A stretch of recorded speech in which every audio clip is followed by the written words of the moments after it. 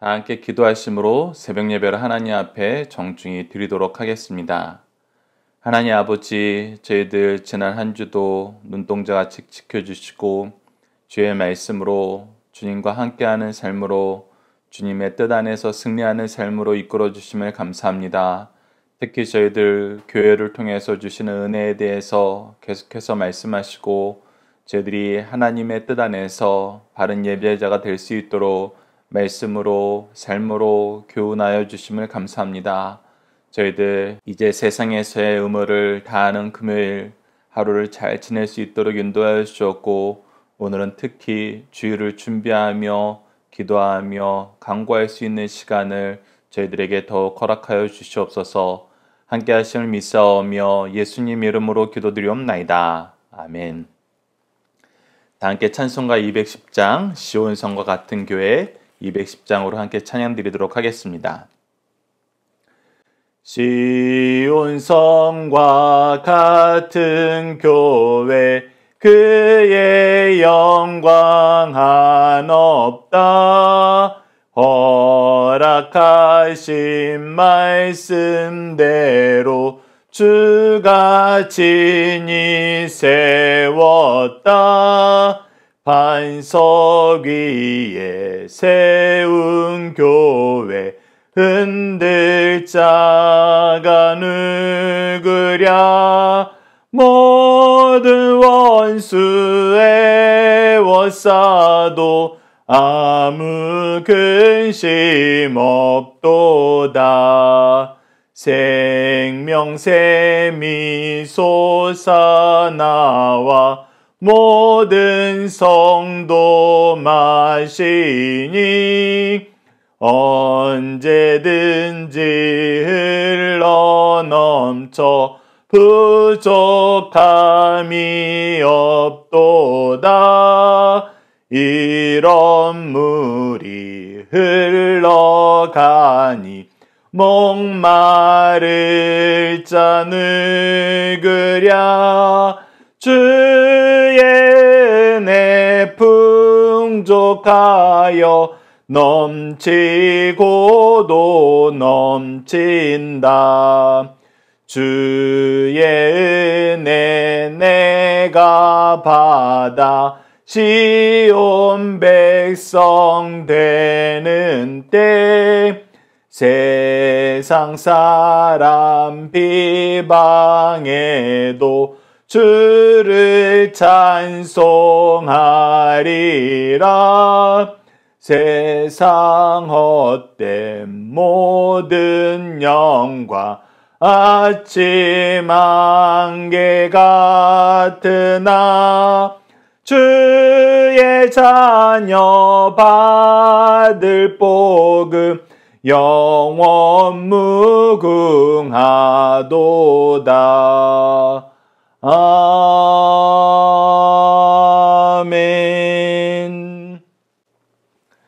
사도신경을 내용으로 우리의 신앙을 하나님 앞에 정중히 고백하도록 하겠습니다.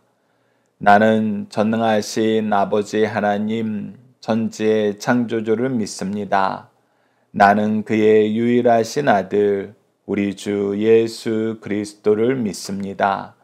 그는 성령으로 잉태되어 동정녀 마리아에게서 나시고 본디오 빌라도에게 고난을 받아 십자가에 못 박혀 죽으시고 장사된 지 사흘 만에 죽은 자 가운데에서 다시 살아나셨으며 하늘에 오르시어 전능하신 아버지 하나님 우편에 앉아 계시다가 거기로부터 살아있는 자와 죽은 자를 심판하러 오십니다. 나는 성령을 믿으며 거룩한 공교회와 성도의 교제와 죄를 용서받는 것과 몸의 부활과 영생을 믿습니다. 아멘. 오늘 우리에게 주신 하나님의 말씀, 우리가 함께 나눌 말씀은 누가복음 14장 1절에서 14절 말씀입니다. 누가복음 14장 1절에서 14절 말씀 제가 봉독해 드리도록 하겠습니다. 안식일에 예수께서 한 바리새인 지도자의 집에 떡 잡수시러 들어가시니 그들이 엿보고 있더라. 주의 앞에 수종병 든 한 사람이 있는지라. 예수께서 대답하여 율법 교사들과 바리새인들에게 이르시되 안식일에 병 고쳐 주는 것이 합당하냐 아니하냐. 그들이 잠잠하거늘 예수께서 그 사람을 데려다가 고쳐 보내시고 또 그들에게 이르시되 너희 중에 누가 그 아들이나 소가 우물에 빠졌으면 안식일에라도 곧 끌어내지 않겠느냐 하시니 그들이 이에 대답하지 못하니라. 청함을 받은 사람들이 높은 자리 택함을 보시고 그들에게 비유로 말씀하여 이르시되 내가 누구에게 혼인잔치에 청함을 받았을 때 높은 자리에 앉지 말라. 그렇지 않으면 너보다 더 높은 사람이 청함을 받을 경우에 너와 그를 청한 자가 와서 너더러 이 사람에게 자리를 내주라 하리니 그때 내가 부끄러워 끝자락으로 가게 되리라. 청함을 받았을 때 차라리 가서 끝자리에 앉으라. 그러면 너를 청한 자가 와서 너더러 버치어 올라 앉으라 하리니 그때 함께 앉은 모든 사람 앞에서 영광이 있으리라. 무릇 자기를 높이는 자는 낮아지고 자기를 낮추는 자는 높아지리라. 또 자기를 청한 자에게 이르시되 내가 점심이나 저녁이나 베풀거든 벗이나 형제나 친척이나 부한 이웃을 청하지 말라. 두렵건대 그 사람들이 너를 도로 청하여 내게 가품이 될까 하노라. 잔치를 베풀거든 차라리 가난한 자들과 몸 불편한 자들과 저는 자들과 맹인들을 정하라. 그리하면 그들이 갚을 것이 없으므로 내게 복이 되리니 이는 의인들의 부활 시에 내가 가품을 받겠음이니라 하시더라. 아멘. 오늘 본문 말씀을 사랑과 겸손의 미덕을 소유하자라는 제목으로 함께 말씀을 나누도록 하겠습니다.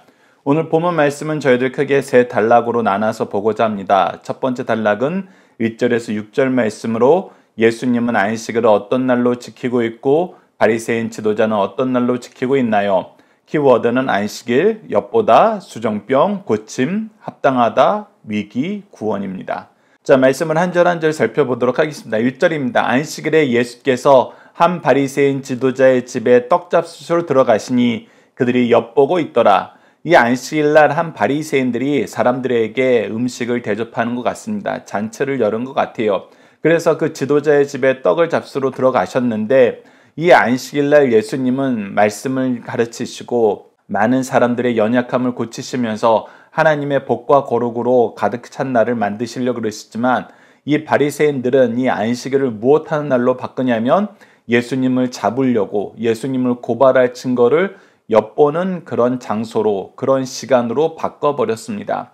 우리가 계속해서 주의해야 되는 것이 바로 이 부분입니다. 안식일은 주일은 하나님의 교회에서는 우리가 예배를 드리는 날은 정말 하나님의 뜻이 이루어지는 날입니다. 하나님의 복과 거룩이 넘쳐야 되는 날이에요. 이 내용은 여러분들 아무리 강조해도 부족함이 없습니다. 그런데 이날 누군가를 공격하고 누군가의 흠을 찾고 누군가에게 무엇인가를 더 씌우고 짐을 지으려고 계획하고 있다면은 여러분 이거 굉장히 위험한 것입니다. 이런 일이 있어서는 안 되는데 이런 일이 있기 때문에 제가 강조해서 반복적으로 여러분들에게 말씀을 드리는 것입니다. 우리가 주일날 하나님의 말씀으로 복을 나누고 기도로 능력을 나누고 찬양으로 기쁨을 나누는 것 외에 다른 일 계획하지 마세요. 악한 일 계획하지 마십시오. 하나님이 싫어하시는 일 계획하지 마세요. 제발 부탁드립니다. 그런 일이 있으면은 교회에서 평화를 누릴 수가 없습니다. 교회에서 괴로움만 더해져요. 여러분들 이 내용 꼭 기억해 주시고 예수님이 이 일을 얼마나 열심히 고쳐주려 하셨는지 오늘 말씀을 통해서 보시기 바랍니다. 자, 2절 말씀을 보시죠. 주의 앞에 수종병 든 한 사람이 있는지라. 아무래도 제 생각에는 이 사람들이 예수님을 고발할 증거, 예수님을 공격할 내용을 잡으려고 일부러 이 수종병 든 사람을 예수님 근처에 배치했을 수도 있다고 생각을 해요.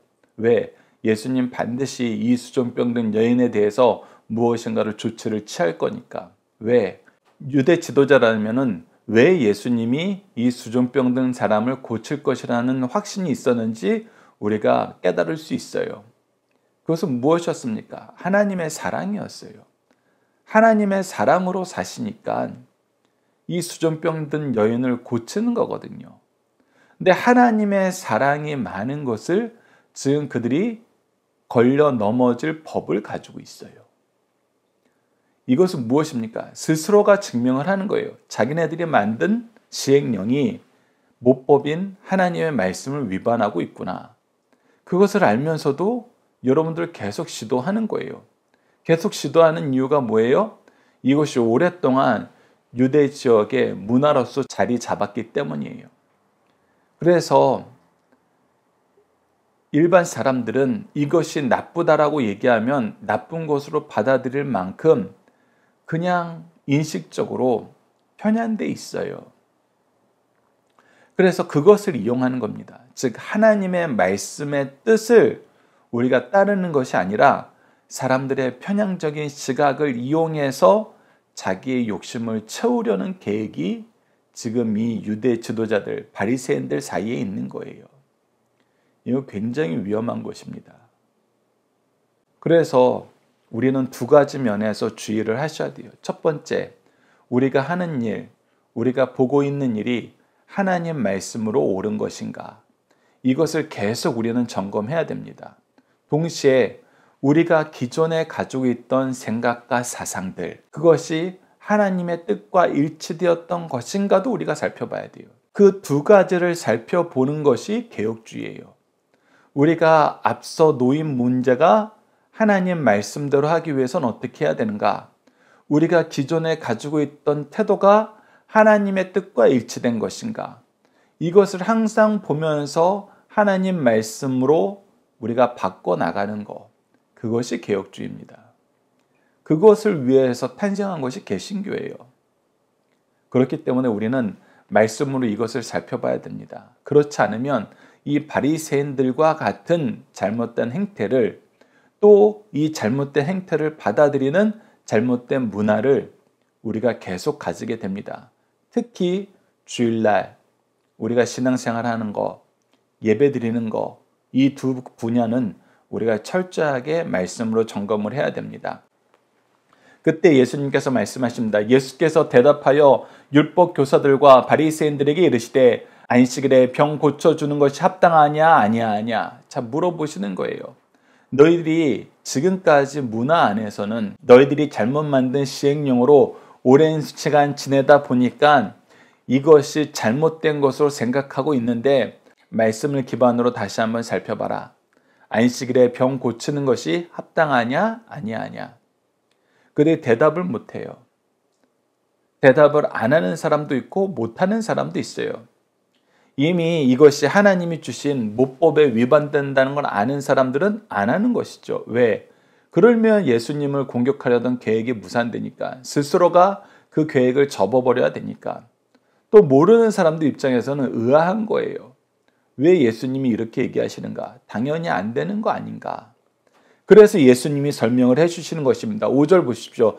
또 그들에게 이르시되 너희 중에 누가 그 아들이나 소가 우물에 빠졌으면 안식일에라도 곧 끌어내지 않겠느냐.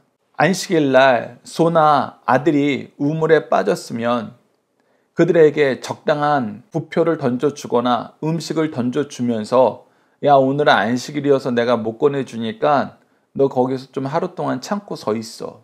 그렇게 얘기할 부모가 어디 있고 그렇게 얘기할 주인이 어디 있겠냐는 것입니다. 그런데 사랑의 하나님이 그의 딸이 지금 질병 가운데 고통받고 있는데 이 고통 속에 안식일의 복과 거룩을 충분히 누리지 못하고 있는데 지금 이 기쁨의 잔치에 있는데 이 기쁨을 누리지 못하는 하나님의 자녀를 하나님이 그냥 내버려 두라고 얘기하시겠냐는 거예요. 본질이 틀렸다는 것입니다. 그렇기 때문에 이들이 대답하지 못하는 것이 당연합니다. 하나님의 말씀과 하나님이 어떤 분이심을 알면은 이 여인을 고치지 않을 수 없다는 것입니다. 우리가 함께 묵상할 말씀을 통해서 이 내용을 좀 더 확인해 보도록 하겠습니다.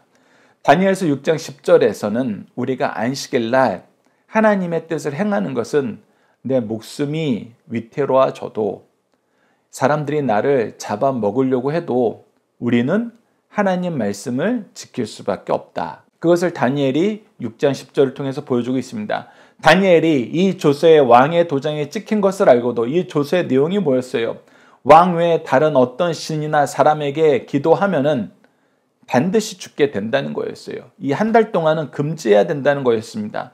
그런데 어떻게 해요? 자기 집에 돌아가 윗방에 올라가 자기가 정한 장소가 있어요. 하나님께 예배하기로 기도하기로 작정한 장소가 있습니다. 그리고 예루살렘을 향하여 창문을 열고 그리고 이 일을 위해서 정한 규례가 있어요. 그것이 창문을 여는 거였어요. 그리고 전에 하던 대로 하루에 3번씩 그리고 정한 시간이 있었습니다. 그리고 무릎 꿇고 기도하여 그의 하나님께 감사하더라. 그가 온 마음을 다하여 하나님께 감사하는 기도를 드리고 있어요. 우리가 일반적으로 생각하면 이 기도하는 것 때문에 자기가 죽게 되었는데 하나님께 감사하는 것입니다. 근데 여러분들 우리가 일반적으로는 기도하는 것 때문에 죽게 되었다라고 생각하는데 이거는 앞뒤가 틀렸습니다. 지금까지 우리가 기도하는 것 때문에 살아남을 수 있었어요. 세상은 우리를 죽이려고 하나님하고 멀어지게 하려고 하나님의 뜻이 있는 거, 하나님의 은혜가 있는 거, 하나님의 능력이 있는 거, 하나님의 사랑이 있는 이 길을 끊으려고 악한 법을 만든 거예요. 그렇기 때문에 기도 때문에 죽게 된 것이 아니라 악한 법으로 인하여 죽게 된 거예요. 그럼 이 악한 법에 우리가 동참할 것인가? 이 악한 법을 세운 사람들의 의도에 이용당할 것인가? 즉 악과 짝하거나 이용당하는 길을 선택할 것인가? 아니면 우리에게 은혜와 능력과 생명의 주관자 되시는 하나님을 의지할 것인가? 이렇게 보면 너무나 명확하다는 것입니다. 계속해서 누가복음 11장 42절 봅시다. 화 있을진저 너희 바리새인들이여 너희가 박하와 운양과 모든 채소의 11조는 드리되 공의와 하나님께 대한 사랑을 버리는도다. 그러나 이것도 행하고 저것도 버리지 말아야 할지니라.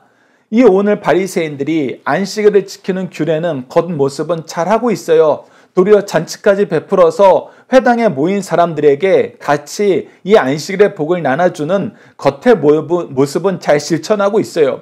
그런데 내적으로 공의와 하나님에 대한 사랑은 있어요? 없어요? 없어요. 오히려 이 잔치자리를 이용해서 예수님을 공격하려고 해요. 이 수종병 든 사람들에 대한 사랑과 애통함은 없어요. 그러니 우리가 누가복음 말씀을 통해서 예수님께서 선언하신 것처럼 이것도 행하고 저것도 버리지 말아야 할지니라. 겉의 모습도 우리가 복을 나누고 기쁨을 나누는 모습도 잘 지켜야 되지만 그 내면에 공의와 하나님에 대한 사랑을 버리는 일이 있어서는 안 된다.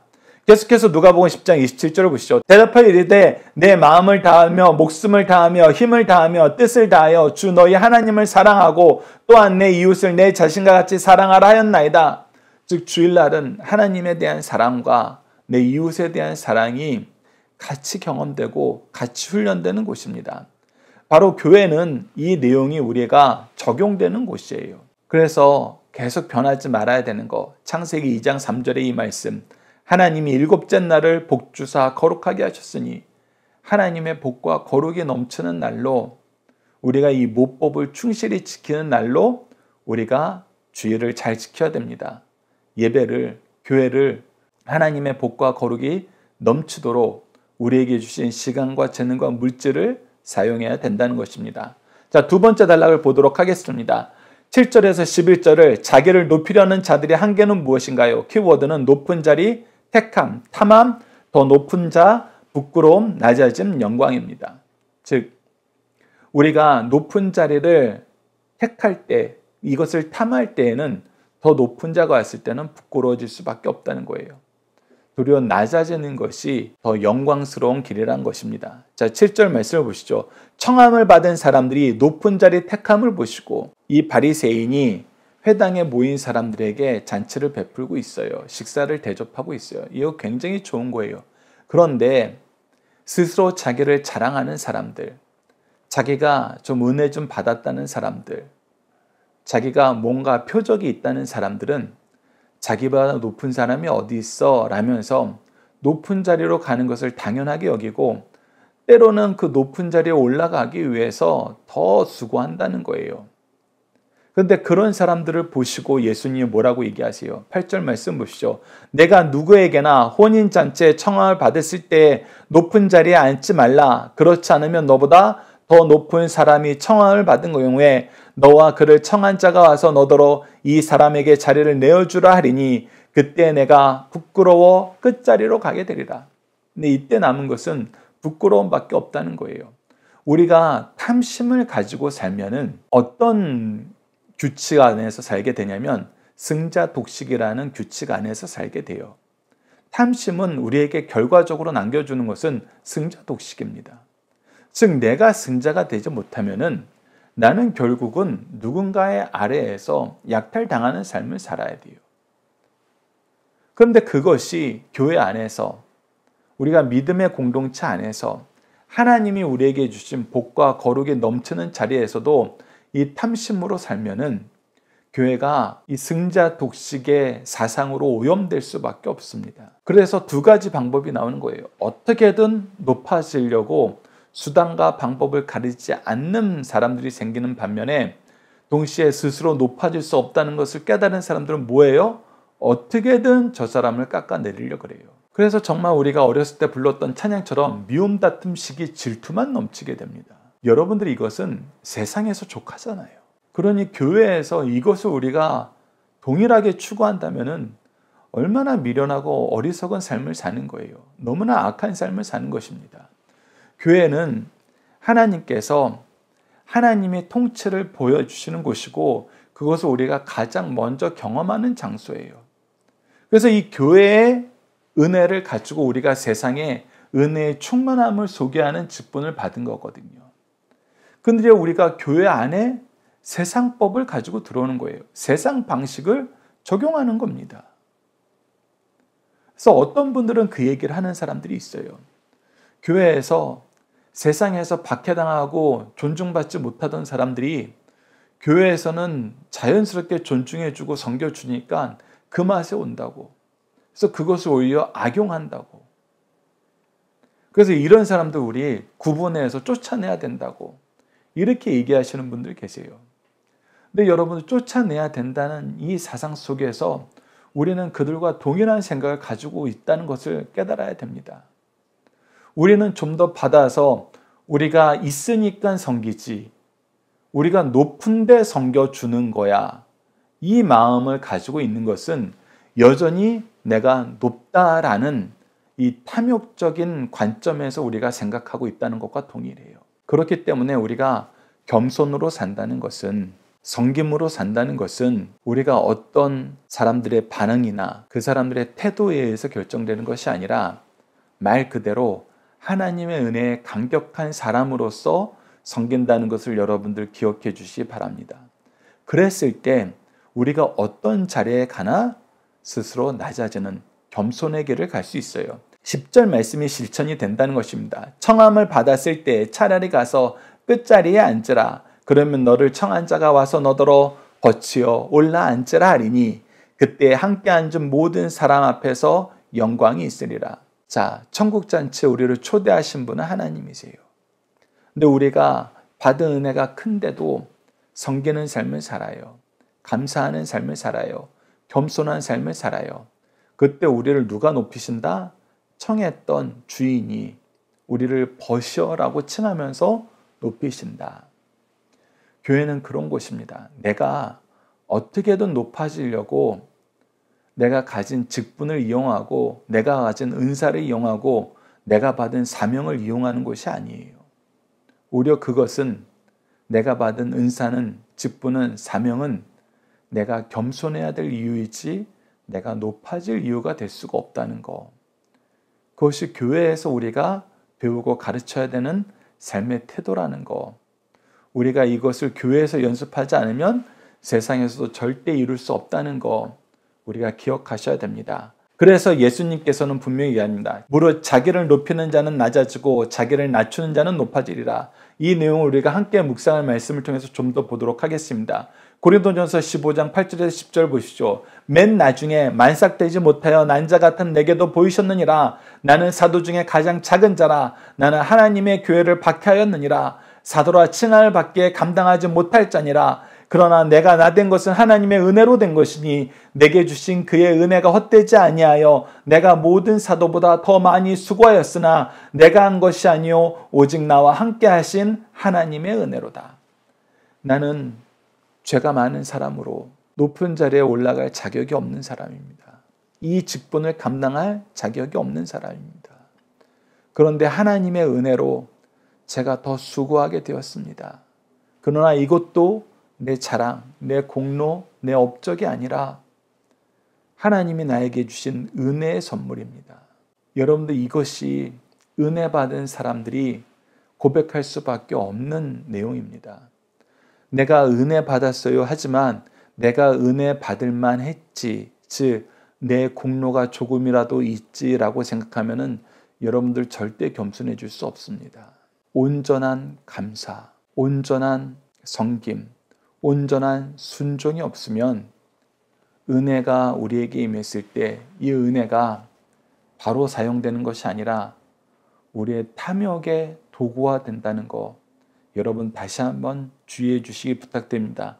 잠언 26장 12절을 보시죠. 내가 스스로 지혜롭게 여기는 자를 보느냐 그보다 미련한 자에게 오히려 희망이 있느니라. 스스로 잘난 척하고 교만하고 높아지려는 탐욕에 쌓인 사람들을 보느냐 차라리 그런 사람들보다는 미련한 자들과 함께해라. 모르는 자들과 함께해라. 그것이 더 하나님의 의를 이루는데 좋다는 것입니다.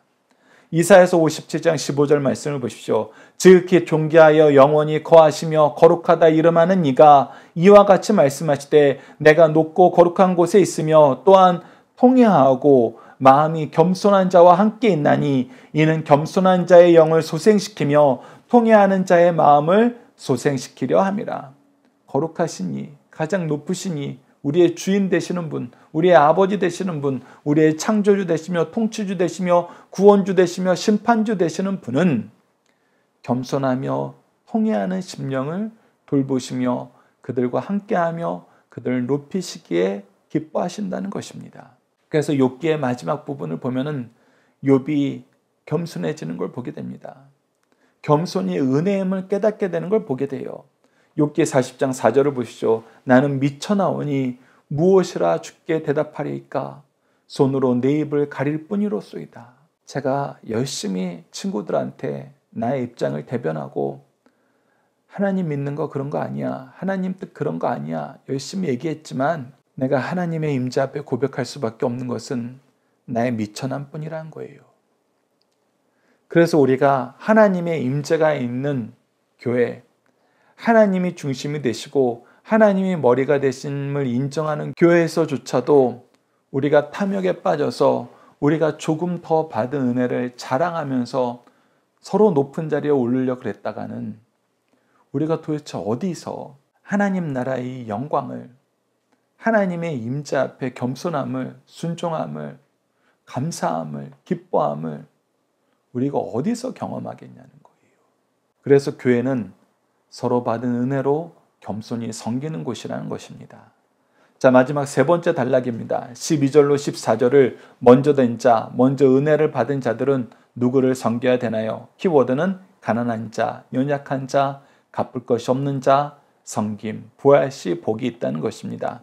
12절 말씀을 보시죠. 또 자기를 청한 자에게 이르시되 내가 점심이나 저녁이나 베풀거든 벗이나 형제나 친척이나 부한 이웃을 청하지 말라.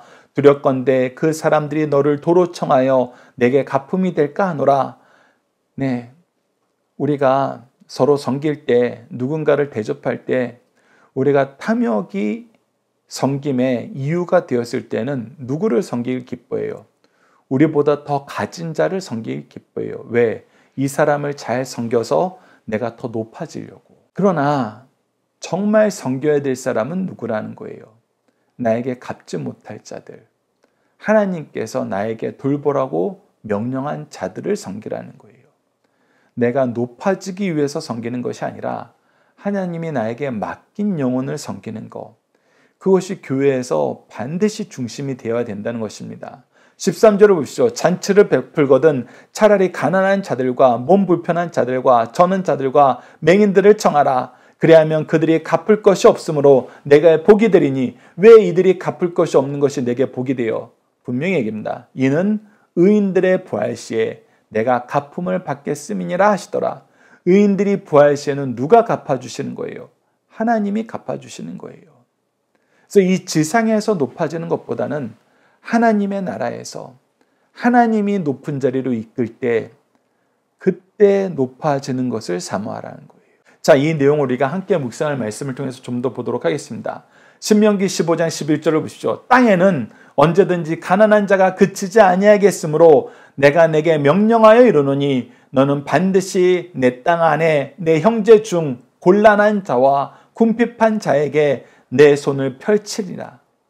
즉 하나님이 너에게 더 주신 것이 있다면은 너는 반드시 누구를 챙겨야 된다? 가난한 자, 곤란한 자, 궁핍한 자. 자기 문제를 자기 스스로 해결하지 못하는 연약한 자들을, 때론 이런 사람들은 악한 일 때문에 징계 중에 이런 일을 받았을 수도 있어요. 그런 자들도 너는 섬겨라.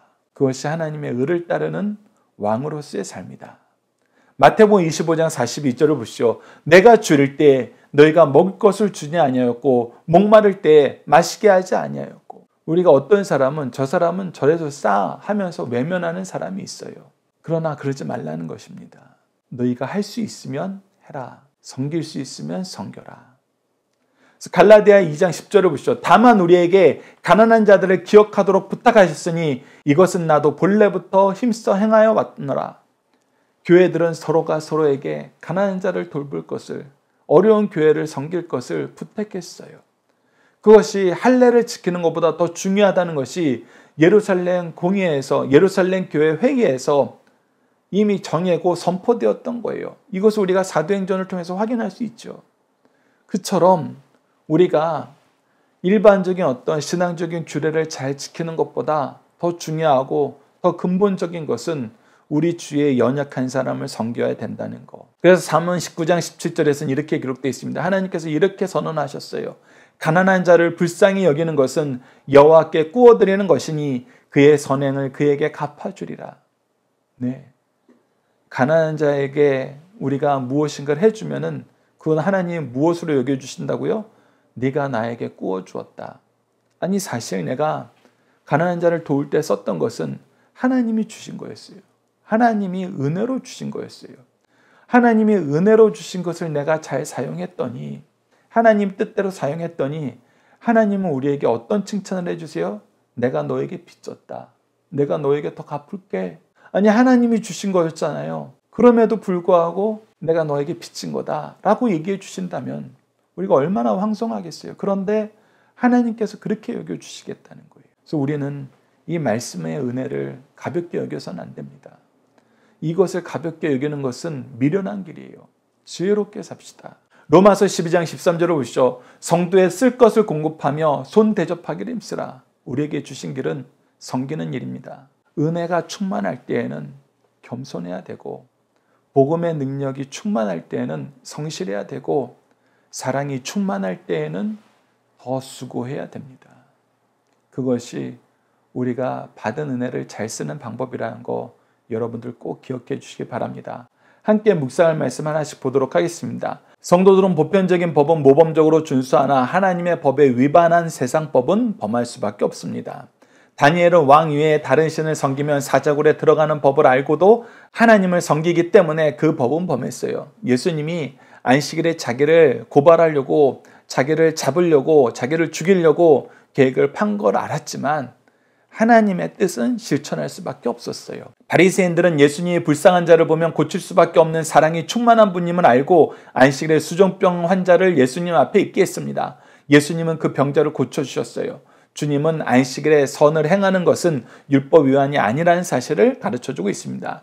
두 번째, 성도들은 언제나 겸손할 뿐 아니라 타인을 높이는 자가 되어야 됩니다. 주님은 모든 사람이 배워야 할 교훈으로 무릇 자기를 높이는 자는 낮아지고 자기를 낮춘 자는 높아진다고 말씀하셨어요. 왜 이 말씀을 강조하셨습니까? 단순히 높고 낮음에 대한 교훈을 넘어 구원받을 자격이 있다고 생각하는 교만한 유대 지도층 인사들에게 사실은 구원받을 자격이 없음을 가르쳐 주신 것입니다. 그들의 지위, 명성, 심지어 자신에 대한 좋은 평가가 하나님께 승인받을 권리인 양 주장하면 그것이 구원에 있어 확실한 실격의 사유가 된다는 것입니다. 구원은 개인의 신앙 문제입니다. 언제든지 스스로 높은 차 하지 말고 남을 높여야 됩니다. 남이 자신을 높이는 것이 참으로 높아지는 것임을 가르쳐주고 있습니다. 다시 한번 강조합니다. 탐욕의 법을 따라서는 하나님의 백성으로 살 수 없습니다. 사랑과 섬김의 법을 따르십시오. 세 번째, 하나님께서 나에게 주신 것을 갚을 길이 없는 연약한 사람을 위해 쓰는 것이 가장 잘 쓰는 것이란 것입니다. 일반적으로 사람들은 선을 베풀 때 답례를 직간접적으로 바라고 행하게 됩니다.